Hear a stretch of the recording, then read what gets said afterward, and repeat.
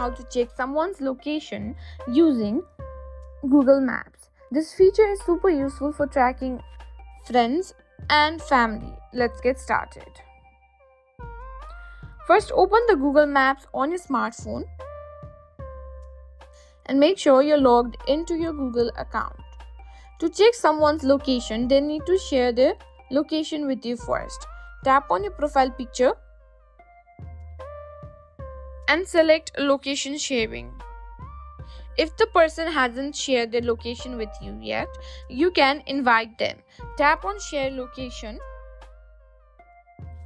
and select the contact you want to share with and choose how long you want to share your location for.